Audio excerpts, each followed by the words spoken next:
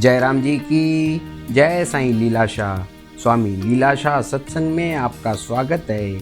आज का विषय है शरीर व मन।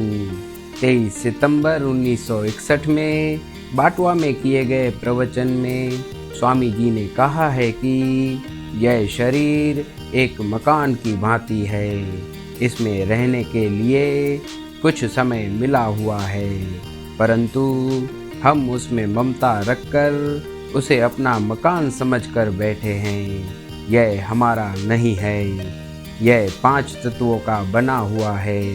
हम तो स्वयं उसे अपना शरीर मान बैठे हैं। जब सत्य मालूम पड़ेगा तब कहेंगे कि हाय हाय, मैं तो पहले से ही स्वयं को ब्रह्मवश शरीर समझ बैठा था।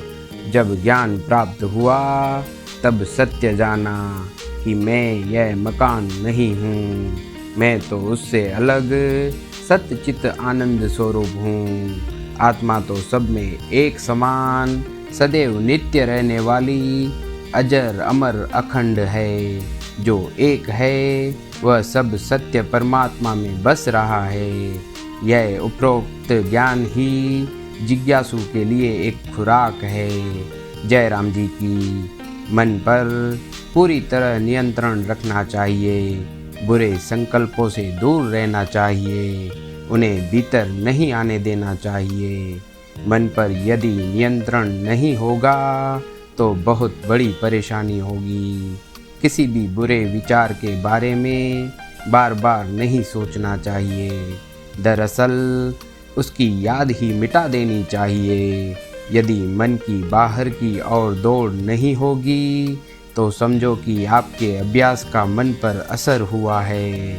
समुद्र के बीचों बीच खड़े किसी जहाज पर कोई पक्षी बैठा होगा तो वह उड़कर कहाँ जाएगा?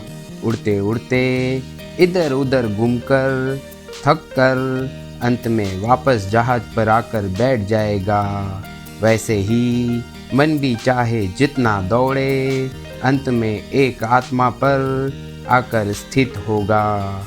मन कोई वस्तु नहीं है। मन को तुम्हारी ही ताकत है। तुम मन से अलग ज्योति स्वरूप आत्मा हो। ये सूरज, चांद, तारे सभी तुम्हारे प्रकाश के कारण ही प्रकाश दे रहे हैं। वे आभास मात्र अल्प है। सूरज दिन को है तो रात को नहीं है, तथा चांद रात को है तो दिन को नहीं है। परंतु तुम वह ज्योति हो जो तीनों कालों में प्रकाश कर रही है। न कम न ज़्यादा। वही एक सत्य स्वरूप है तुम्हारी जान। जैसे कपड़े शरीर से अलग हैं, वैसे आत्मा भी शरीर से अलग है। सब में एक आकाश के समान व्यापक है। शरीर को जो इंद्रियां मिली हुई हैं, उनके द्वारा चाहे अच्छा कर्म करें चाहे बुरा, शुभ देखें या अशुभ, परंतु हमेशा शुभ देखना चाहिए तथा इंद्रियों से शुभ कर्म करवाने चाहिए। जयराम जी की।